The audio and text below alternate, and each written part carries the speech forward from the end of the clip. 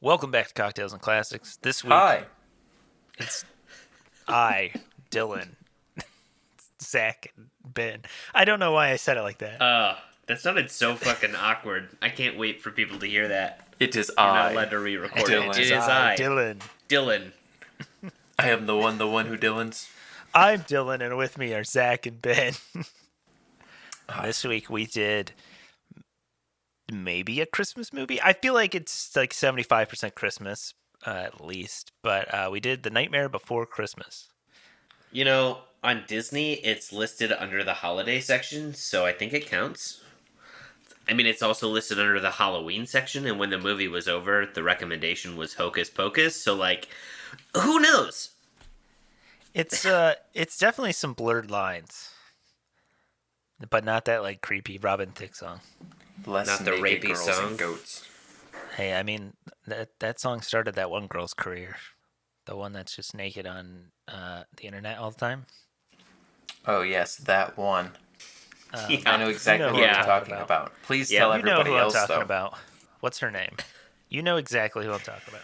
Dylan's like, yes, that one girl who populates all of the sexual content on the internet. You know her? You know that one? There's not a ton of them. There's only, like, one. Hold on, I'll find it. Emily Ratajkowski. Oh, I know her. Oh, she's the one in the Blurred Lines video. Yeah, she held the goat. This one. The bane of her existence. I feel like that's what people say. That's like something like Adam West says about starring in the Batman movie. It's like, or the Batman TV show. It's like, it's the bane of my existence. Like, it's the only reason you have a career, my dude. Like, Yeah. get out of here. Blurred Lines is the bane of my existence. Oh, really? The reason you're famous and you have all of the money you have, that's the bane of it? It's like bands who are tired of playing their big hit when you go see them Yeah. live and they just kind of like just put it off. It's like, all right, come on, man. This is what got you here. It's really a big like hyperbole anyways. It's like really that's the Yeah. thing that's like the worst part of your life is this music video you did about 10 years ago or whatever. Come on. This week we did the This Is Halloween by Beetle House. And I tried to zhuzh it up a little bit. Not the best play I've ever had in my life. So their recipe is 1.5 ounces of Fireball, a half ounce of DeKuyper sour apple pucker, half ounce of pumpkin liqueur. I don't know where you get that. An ounce of apple cider, ginger beer, and then 1 lime wheel. I thought I'd be like a fancy boy, and so I did bourbon instead of Fireball. I did Applejack instead of DeKuyper. I used pumpkin puree instead of pumpkin Thick. liqueur. And then I used apple cider and ginger beer and scrapped the lime wheel. It was fine. Pumpkin puree didn't really give me the pumpkin flavor I was quite expecting because it's pumpkin. But it does give you this really kind of gross like separation Yeah. as the puree starts to fall, like gets like the weight and it starts to like separate again. You're just kind of like, all right, let me stir this every like 5 minutes when I want to take a sip. It's It's a good mental image of the word slop. yeah. It wasn't the best. Maybe follow the recipe for this one. Don't try to get fancy. So, I am on the, I have a Jim Beam 12 days of bourbon advent calendar that I'm working Ooh. my way through. So, yes. There really is just an This advent was- calendar for everything now, isn't there? Yeah. Yep. The first one was vanilla. It was really good. Each, like, time you open one, it has, like, a cocktail on the flap. So, kind of a neat little thing.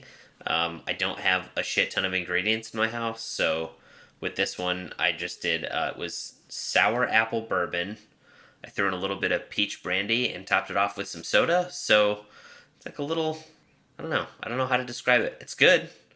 But yeah, I wasn't going to make an extra cocktail on top of the whiskey or bourbon, I guess. So On top of my nightly bourbon I have. So is it like a little like small like 2-ounce shooter? it's like or an something? airplane shooter. Yeah. Oh, Yeah. Do you guys think making a cocktail is more like cooking or baking? Do you think you have Cooking. to follow the recipe, or do you think you're better off, like, you know, letting it flow a little bit. I think it depends. It is definitely more baking in the like measurement aspect, because to me baking has always been like a science. Like it's very you use 300 grams of that, you use 50 grams of this. Like you measure it out. You don't just scoop it into a cup. Like you're not supposed to use cups. Sorry, Americans. Cups are an awful measurement. By weight is ideal, but Just by baking's always been like, baking's always been like you put a little too much and you completely ruin it. But like cooking is like you freestyle and do whatever your heart desires. You set out to make some pasta and you're like, I'm gonna put a little onion in there, put a little garlic.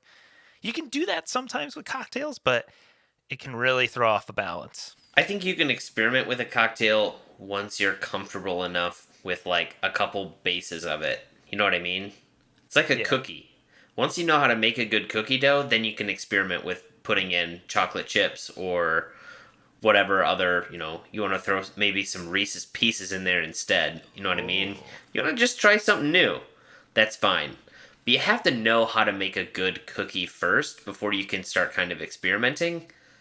And I feel like that's kind of how it is with cocktails. I'll be honest, I'll try mixing new things just to see what it's like. And yeah, sometimes you stumble upon something fantastic. And other times you randle it. Other times you regret your decision, and with every sip, you're just like, do I pour it down the sink? But you don't. You don't, because that's alcohol abuse. I'm too cheap. Yeah, and I don't want to pay to replace it, so it's going to get me drunk one way or the other. Yeah, I'm too cheap to pour it out, and I'm like, fuck, that's like $6 worth of alcohol. It's time to down the hatch. Yep. Hit up the Drizzly and Castro links down below and get yourself your alcohol delivered directly to your door. And you can get some pumpkin liqueur, or some of these more niche ones that go into this is Halloween. And like we said, don't try to make this something fancy. Just follow the recipe. And you can check out The Nightmare Before Christmas on Disney+. Nightmare Before Christmas is a 1993 animated family fantasy film. It currently sits at an 8.0 out of 10 on IMDb. It's the story of Jack Skellington, the king of Halloween Town, discovers Christmas Town, but his attempt to bring Christmas to his home causes confusion. Directed by Henry Selick, written by Tim Burton and Michael McDowell, Carolyn Thompson. It stars Danny Elfman, Chris Sarandon, Catherine O'Hara, William Hickey, Paul Rubens. It was nominated for 1 Oscar. Best Effects, Visual Effects. I had seen this film. You guys had not? No, sir. I had not. This was only my second time viewing it, so I forgot when we were like, yeah, let's do Nightmare Before Christmas. I forgot how musical it is, which I feel like made Zach probably hate it, ? Because you don't like musicals? Guys, I kind of like this movie. Whoa! I did, yeah. There were some parts of it that were slow, but maybe it's just musicals about, like, people in the 50s and their first world problems I don't care about. Some of the other voices in this movie that was kind of interesting. For those of you who are fans of Whose Line Is It Anyway? Greg Proops, who's frequently on the show, he does a couple voices. The voice of the mayor is... his name is Glenn Shaddix. He mostly does a lot of work with Tim Burton movies. He was Zach, have you seen Beetlejuice? Oh, yeah. He's like the decorator in Beetlejuice. Oh, okay. So yeah, he's the voice of the mayor. Those were 2 names that kind of stuck out to me. Obviously, Catherine O'Hara's made a huge resurgence with Schitt's Creek. Ooh, a Dylan tie-in. He was Father Ripper in Heathers. Yes. Yep. Father Ripper, is that the one that's like, he was a nice young man? Like yeah, I think so. Yeah. Priest. Yeah, the actor is the mayor in this. Did you guys talk about Paul Rubens? No, we weren't gonna Pee-wee? touch ourselves with that one. I think we should. Let's get into it. Was this the pre-theater incident, Pee-wee? I would imagine. I would assume. What happened to Pee Wee Herman at a theater? I can't tell if you're being serious or not. currently Googling it. He was caught masturbating in a theater. He in no way exposed himself, his publicist statement says. Yeah, okay. Mm-hmm. Quite a headline. I think I got the gist from what his publicist said. Yeah. As Frank Reynolds in Always Sunny, played by Danny DeVito, would say, he was at a community theater and was caught possibly with his pants down. Danny Elfman. I thought Ben would love this movie because of Danny Elfman's music and, I guess, singing. I don't know if you've ever listened to or seen anything where he sings, but yeah, I love Danny Elfman's scores, and I will say the music in this was good. It was a good kind of musical. Was it the claymation then you didn't like? Yeah, I did not like the. Yeah, this comes from an animation nerd. Well, I'm also just not a huge real world effects. Get that shit out of here. Where's the fucking computer? No, like it's cool the fact that that they did everything with the puppetry and the the wire puppets and that. I don't love Tim Burton's aesthetics on things. Yeah, like I just which is I wonder how much he had a hand in this with like. But I mean, I think Henry Selick has done other Tim Burton movies too, right? Like Caroline, wasn't that also sort of Tim Burton-y? Yep, it No, was, and Tim Burton was a producer on that, wasn't he? I mean, he didn't write it or anything, but he might have been a producer. I could have sworn. Well, Neil Gaiman wrote it. That makes sense. James and the Giant Peach. That's Ronald Dahl. Yeah, I'm not a huge. This movie has either. It's not even the actual, like I said, it's not even the animation style. It's just too much Tim Burton for me. Like, it's too Tim Burton-y, where the puppets are, Jack with the weird, his hands look like they could reach the ground, even though his legs are also obnoxiously long. Everything just looks kind of fucking weird. Like, I don't love Tim Burton's stuff. I've never been a huge. I know. Oh yeah, coming from the guy who loves Batman, you don't love Tim Burton's work. I don't love it when it gets too Tim Burton-y. And this was like they went to Tim Burton and were like, "Dude, go ham. Just do whatever the fuck you want." And this is what we got.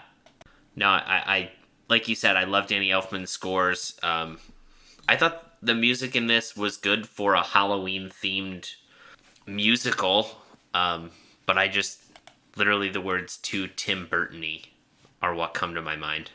Yeah, it's definitely like an aesthetic, and I don't know if it's for me in a sense. Like we were like, I don't know. I just think like he likes to make things ugly in a sense, or like repulsive, and it's not really what I like. Because when I think of it, I think of like Beetlejuice, like this, like some of the monsters were, or like Oogie Boogie, for instance. Yeah. Well, I mean, even like Garbage Bag Patrick. Like the Corpse Bride, or, everything like Frankenweenie, the other stuff that's very Tim Burton-y. It's too much. It looks very dirty. It looks very, honestly, and this sounds bad, but it looks very student film. No matter how professional it is, I feel like a lot of the things he does looks kind of amateur. Yeah, Edward Scissorhands, Sweeney Todd. Not even his live action stuff. I'm saying just more like his claymation and animation style. Like, they look very, like, rough and dirty. They don't look like, it doesn't look like they had someone come in behind him and clean up the character designs. It looks like they took his character sketches and were like, "Here's what it looks like, Tim." And he's like, "This looks exactly like my sketch." Versus a lot of times it's like, "Hey, here's this sketch. Okay, hey, we changed it a little bit to make it look a little bit cleaner and neater. Here's what we're going to base the model off of." It seems like a lot of the times Tim Burton stuff doesn't do that. I think technically we are in the Tim Burton fan club, though, right now. After Batman and Mars Attacks. I like Tim Burton's stuff when there's someone there to reel him in, whether that be a studio or something. It's just the times that Tim Burton's given like money and is just told you do you, that I feel like the only people that really enjoy it are people who love it. Like, I feel like there's not really a lot of middle ground. You either really like Tim Burton's aesthetic or you don't like it. There's no like, yeah, I think it's okay. Guys, I like it. I loved how dark it was, how creepy it was, but it wasn't like scary creepy. I feel like it always evaded my radar because I associated it with a certain type of person. Very like hot topic girl with the like people that like idolized, not necessarily idolized, but like we're all obsessed with like the Jack and what's her name? Sally. Sally. Yeah, like their like relationship. And I'm like, really? That's like, I don't know. Well, I will say that's the idea I had into it too, because that's what you always associate it with. And I feel like there's not a ton between those two for as much like merch and shit is put out there. It's just a vibe. It's really like a shipping. Yeah, yeah. People love to ship those two, and then it's like we have to make millions of different merchandise. Yeah, it's fine. I think some of the musical numbers, like I remembered. Obviously, this is Halloween is like the banger, the iconic one. Yeah, I think a lot of the songs in that are really good. I like the kidnap the Santa Claus one that they do. I think that's kind of it's just kind of different. It's a fun, upbeat type of song in that, but Man, anything Oogie Boogie did slapped. yeah. Who voiced Oogie Boogie? Like his singing voice, because it was It was a banger. Ken. His name's Ken Page. I went to his IMDb page. He does a lot of like either voice work or a lot of like Broadway stuff. Like he was famous for being in Cats. Was like his big thing on Broadway. He was Interesting. what freaking character was he in Cats that I'm trying to remember. Old Deuteronomy. Yes, so like the whatever kind of the I don't know how to describe him in Cats, but like kind of the wise old cat. I haven't seen that. Maybe we should watch that movie for the podcast. Maybe not.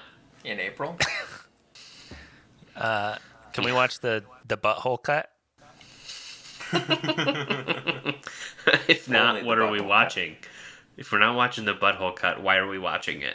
I love that Jack always calls him Sandy Claus. Yes, Santa Claus. He's like, I don't see any claws. Yeah, this is a Christmas movie, though.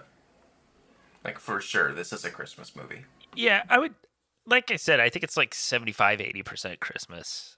There's the bit of it being like a Halloween movie because it's literally based in like Halloween Town, but the rest of the movie is like basically kind of like the Santa Claus or like any other Christmas movie where we have to like learn how to deliver presents and try and fix the holiday. You know, it's like it is a Christmas movie. Yeah, Santa Claus is the trump card. If Jack Santa trying to Claus is in teach- your movie, it's well, a Christmas movie. I don't if it's know true, about but- that. Name a movie that's not a Christmas movie, but Santa Claus is in it. What's that fucking animated movie they made with Santa Claus, the Easter Bunny, and all the other? The Nightmare Before Christmas. No, not the Nightmare Before Christmas. Rise of the Guardians? Is that a Christmas movie? Oh, maybe it is. So Because it looks like the bad guy is like supposedly Jack Frost. Man, I don't fucking know, but it's got like the Easter Bunny and shit. no, it says when the evil spirit Pitch launches an assault on Earth, the immortal guardians team up to protect the innocence of children all around the world. That doesn't sound like a Christmas movie to me. It is, Yep. though. Santa Claus is in There it. you go. There you go. Get wrecked. One of my favorite lines was the mayor. asking for Jack to come outside, being like, I'm only an elected official. I can't make decisions by myself. Like, damn. Get wrecked. The mayor is such like a goofy character. Like when he flips over to his other face, he's always like, "We've only got 365 days until Halloween." I expected him to be kind of like scarier, but he just is just kind of a bumbling oaf. I feel like most characters in Halloween Town aren't necessarily scary in a sense. Besides, like Oogie Boogie is like the scary bad guy. You know, like most of the other people are just like The clown with the tearaway face, because fuck that. That dude's terrifying. it's kind of like It or Pennywise from Yeah. I love the gumpy zombie with the axe in his head, who's just basically like a potato. Yeah. Well, he's got an axe in his head. Yeah, no, it makes sense. I'd be a complete vegetable too if I had an axe in my head. Well, you're pretty close. a lot of this movie to me was like before I'd ever seen it, I played like Kingdom Hearts, and you go to Halloween Town in the first Kingdom Hearts. So it was like that was the extent of my like Nightmare Before Christmas knowledge. Can we talk about the troubling relationship between the science? What was it, Dr. Finkelstein and Sally? Like Yeah. that was a little fucking creepy. Yeah, she was a sex doll, right? I mean, it's what it kind of seems like. That's just what she was made to be, his slave.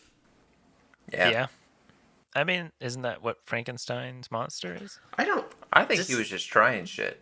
He had a god Yeah, complex. I think he was just kind of an experiment. Now, the Bride of Frankenstein. Now, she was made basically just to be the wife of Frankenstein.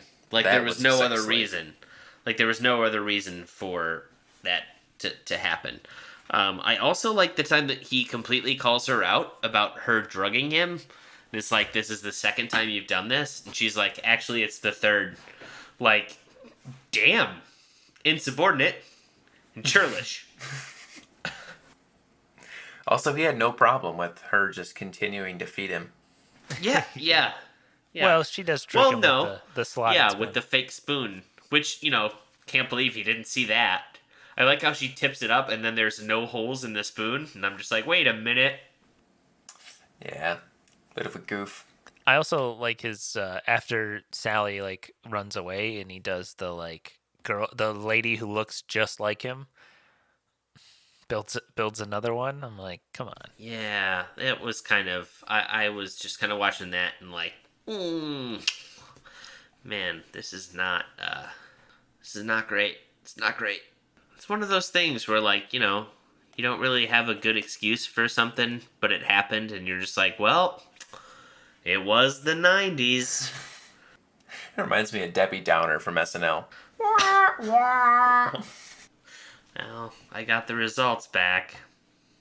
I have cancer. Wah, wah, wah, Here wah. comes Debbie Downer. Lord. This review says Sally reattaching her limbs together like the girl boss she is. What? What is that in?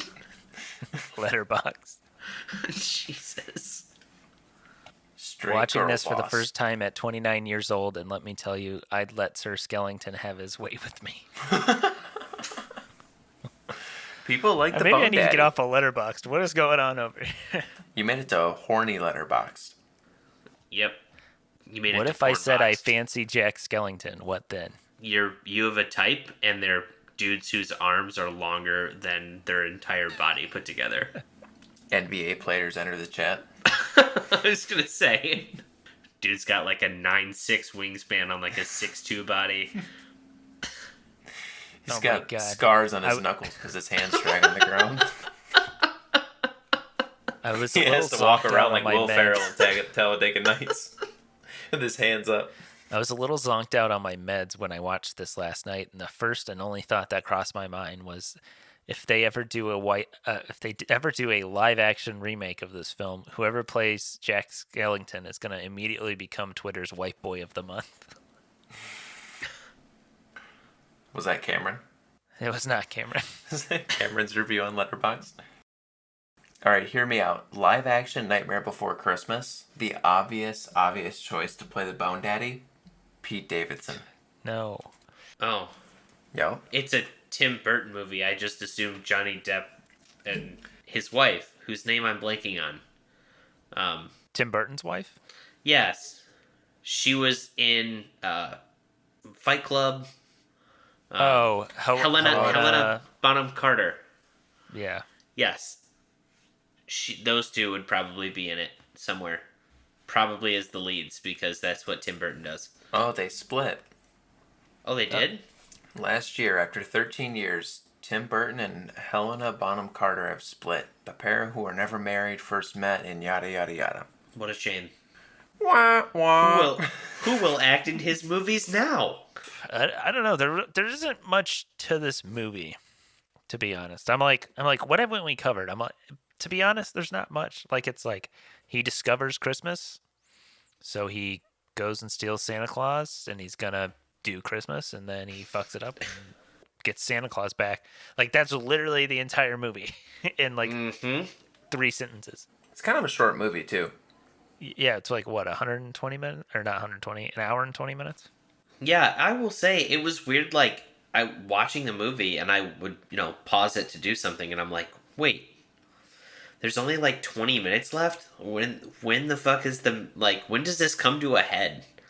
Like the fact that within the last 20 minutes is when he actually goes out as Santa Claus, gets shot down, goes back to Halloween Town, frees Santa Claus, and then they wrap everything up, and I'm like, I was honestly shocked that they were able to just put a bow on everything in like 20 minutes. I wonder how well this movie will stand up going forward. I mean, it's still pretty popular for something that came out in 1993. I didn't know that this movie came out before we were born. I thought this was like a 2003 type of thing. I mean, I could understand because there was a big run of like Wallace and Gromit's, Coraline, a bunch of other like kind of similar type claymation-esque movies that came out in the late 90s, early 2000s. I know Coraline was quite a bit later than that, but I think it was like 2009. But it's understandable to think why because this animation didn't really catch on until later. Which is interesting because that's when they would have done the sequel to this movie.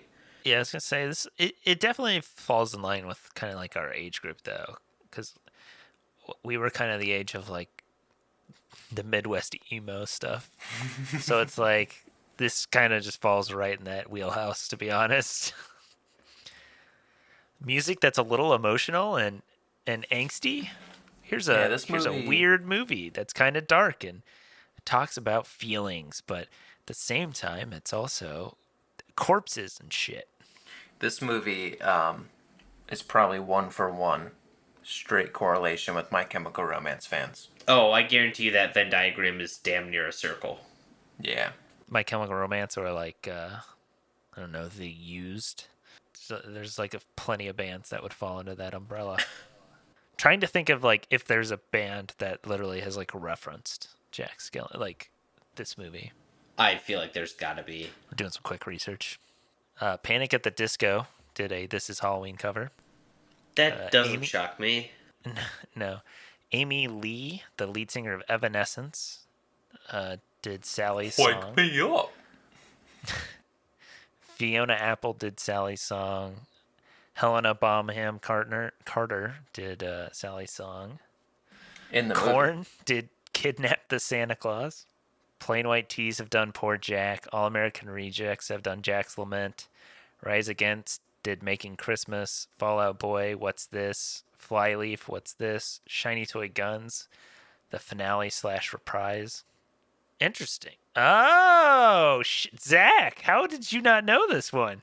And I Miss You. We Can Live Like Jack and Sally. If we want. Having Halloween on Christmas. Wow. My eyes have been opened. There it is. That's the reference. Yep. There's the reference we asked about. Wow. Damn. Join us next week as we try to link whatever other Christmas movie to pop punk / emo bands. We're going to have some ads. we're gonna come back and we're gonna do some trivia. You know we love saving the turts. You know Cam hates fucking paper straws. Paper straws song. Sock.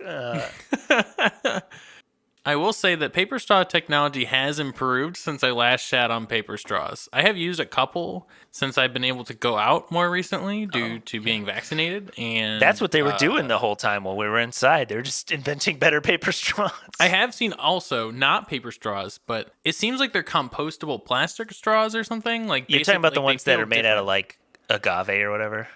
I have no idea what the composition of these straws are. I'm just, but they are different. I'm not than a the straw normal ones you expert. see. But you're the expert, Dylan. But I do know a good glass straw when I see one, you know? Yes. I will say for being at home and where you know, maybe you like straws in your fruity margaritas or you like straws to mix with your, you know, old fashions or whatever. You know, having these straws around the home is really nice. Not constantly like throwing things away, or you don't have to keep buying straws all the time. Like you just buy a couple and then you're good. And if you want cocktail picks or muddlers, they have that too. There's many colors. He's getting into like designs. So like the pride flag, he puts it on like the side of the straw. He's got hearts. He's got critters. It's like you get a piece of art along with a straw. Little multi-use. Oh yeah, he has critter straws, which have see a dolphin, a salamander. That salamander looks intricate. That is impressive. Grab some glass straws from Surfside Sips. Use promo code cocktails and classics spelled out for 20% off. We get a little kickback from that. And you get to save some money on some glass straws, and they should last you a long time. Dishwasher safe. They're pretty sturdy. Just don't drop them on the floor like me, like a big idiot. You have to buy more. Zach comes up with some questions. He quizzes us on trivia, whether it's movie related or not. Zach, what do you got for us on Nightmare Before Christmas? Oh, we got some good ones. We got questions about sex dungeons and people's underpants. Let's start with the sex dungeon and underpants. So when Lock, Shock, and Barrel are shoving Santa down the chute to Oogie Boogie's sex dungeon, you can see Santa's underwear. What are they decorated with? A. Candy canes. B. Christmas trees. Or C. Holly. What's on Sandy's panties? I feel like this whole Jesus question was Christ. just for that. It just was. For that It was. joke. He wrote this whole question just for that one No, fucking joke. no, I He literally did. just came He up with started, He started with that written down and was No. like, okay, how do we get to here? that. This whole question is a vehicle for Zach to say Sandy No. Bays. My joke was Oogie Boogie's sex dungeon. And it mean, wasn't that- funny. And that then I does- just thought of Sandy's That's panties. the joke. It wasn't funny. I mean- Let's move on. I mean, yeah, the Oogie Boogie sex dungeon definitely falls more in line with your brand of humor. I have no idea. I literally just played the freaking Oogie Boogie song, and I don't remember. Yeah, it was that scene. I know. I'm gonna say Holly. I don't want to say Christmas trees because the thing was shaped like a Christmas tree. So would they like go that far? I'll say candy canes. Well, if you said candy canes at home, folks, you would be wrong because it's holly. Dang, nice. It's got holly all over his tighty whities. All right, Ben. He's got the holly where he gets his jollies, if you know what I mean. If we're making word puns. Question number 2. How many holiday doors are there? A, 5, B, 7, or C, 9? Could you name 5 of them? Well, I know 2 of them. I know know the 2 3. where the You could people do came 3. from. I I'm want gonna to say. Oh, go ahead. No, you go ahead. No, You're you, leading. you go. So You go. No. You, me, you're you, leading. you, Go ahead. me, you, me, you, I'm me, you. gonna say 5. I can't think of more than 5, and I if I'm wrong, I'm wrong. That's what I was gonna say. I was gonna say 5, but I'll go 7. All right. So there's obviously Halloween Town, Christmas Town, those doors. Easter. Easter, we see the egg. There's also a turkey door. Oh, yeah, with the pilgrim hat. Yep. There's a 4-leaf clover door. There's a red heart door. And there's a red, white, and blue firework door. Damn. Seven What it the is. fuck what would the July 4th one be? Uncle Sam. That's the red, white, and blue one. Yeah, but I'm saying like the other ones kind of Oh. have like Oh, mascots. he's the mascot, and there's just What's behind the fireworks door? all over. So what's behind the door is it's one big Walmart, and there's half the people on one side that are all they're in like wife beaters and cut off jeans, and they're complaining about vaccines, and then on the other side there's like society. So Dylan got that one. We're we're at a tie at 1 point apiece. Tiebreaker's pretty good if you guys both want to throw this. I mean, you don't know the answer anyways. Where's the Mickey Mouse? Question number 3. As is tradition in most Disney movies, there's a hidden Mickey Mouse somewhere. Where is it in The Nightmare Before Christmas? A, on Zero's butt. B, on the Easter egg holiday tree. Or C, on Jack Skellington's table. I think it's the Easter egg holiday tree. God damn it. That was my thought too, but You either win, lose, or tie right now. I know. Well, I guess you might not win. I know. I think Dylan's right, but for the sake of the game, what? Yeah, so you could say the same thing. You could go to the tie. No. No, I Tiebreaker. refuse to go to some shitty inflation tiebreaker. You have a better chance at winning on the tiebreaker. I have a better chance of winning on the tiebreaker. Yeah, I think so. So you're telling me Dylan's right? Got it? No, I don't. I'm not saying either way. I'm just saying you either lose or at best tie here. Or I guess if Dylan's wrong, you win. So I'm gonna guess the ornament. Well, that wasn't an option. I thought you said It it was was the zeros ornament on the behind Easter tree. the tree, or it was the table. Jack's table. I thought you said it was something on the Easter tree. Yeah, the Easter egg tree, not an ornament. I thought it was an It was ornament just on the tree. Oh, whatever. There were doors. There weren't ornaments. Whatever. That's You my drunk? guess. You're being silly, Ben. Doug. That one's probably my bad for talking too much. The answer was on Jack's table. Damn. That was gonna be my guess. You talked me into the wrong answer. Yeah, that was gonna be Son of my a guess bitch. too. But it's how things go. All right, on to the tiebreaker. How many times does Jack say, "What's this?" It's either more than you think, less than you think, or exactly what you're thinking. 14. 4. What's this? Oh, 4? Ben had a much better shot of winning on the tiebreaker. It's 18. He says, "What's this?" constantly. I know. I was just going for the ones I knew he said it 4 times, and so I was like, I'm gonna go low with what I know he said, and hopefully Ben goes over. It's like every 4 minutes he says, "What's this?" What's this? I like how you both slipped into Goofy. George, George, what's this? Congrats, Ben. You did it. We review these movies. Some of us have seen it before, so we give it a little nostalgia. But Zach and Ben haven't seen it, so they'll give you some fresh ratings. What do you guys think? I want to start off by saying I hate the word vibe, and I hate that people use it to describe things nowadays. But this movie But was you're a about to fucking do it. vibe. This movie was a fucking vibe. This movie was like listening to the Black Parade album. This thing kind of slapped in a way. There were parts that I didn't like. I don't need fucking What's-Her-Face's song. I don't need that slow shit. But there were some legit bangers. Anything Oogie Boogie sang, slapped. Santa Claus almost getting a blade in the nards, slapped. Jack Skellington saving the day, slapped. This movie gets a 7 out of 10. 7 slaps out of 10 slappers. You know, Zach described this movie as a vibe. I described this movie as a 5. Ooh! Ooh, he did it! Jesus. Yeah, I think the music's good. I think the voice acting's good. I don't love the Tim Burton of it all, and that's why I just can't get into it. So it's a 5 out of 10. I think people who like Tim Burton stuff love this movie, and people who don't are kind of meh on it. So that's where I fall in the meh category. My preview.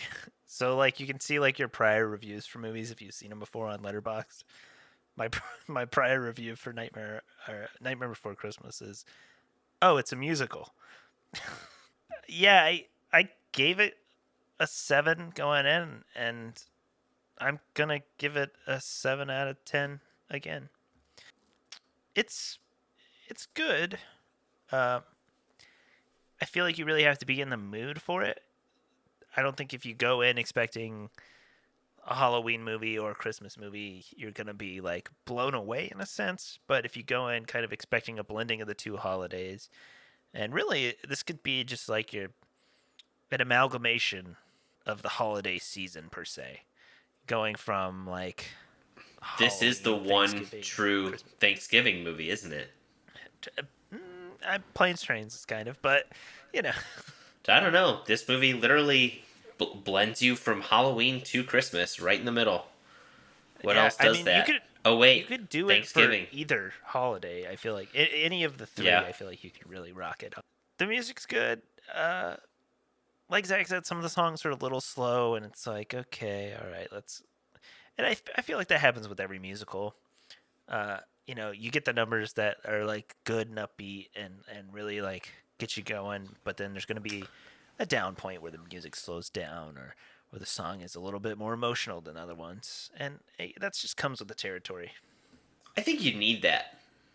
Like, if every song were upbeat, the movie would feel 10 minutes long. You'd be done and you'd be like, that went way too fast. It was If like, every song was "Happy" by Pharrell Williams, you know, what would be the world of music? It would have no emotion. yeah. I think if you go and expect it, knowing sort of what to expect, it's a Tim Burton claymation. It's a musical. It's holiday themed. You're gonna like it. If you like that, you're gonna like it. So 7 out of 10. I recommend it, and you can check it out on Disney Plus as of recording. If you like this, don't forget to rate and subscribe. Check us out on Instagram at Cocktails and Classics Pod. Tell us what you think of A Nightmare Before Christmas. Are you one of those people who go to Hot Topic and buy your Jack and Sally shirts? You a Blink 182 fan, and that reference never made sense to me until right now in this instance. My mind's a little blown. Share us with your friends and family. Leave a review on Apple or wherever you listen. Helps us out. And as always, watch responsibly.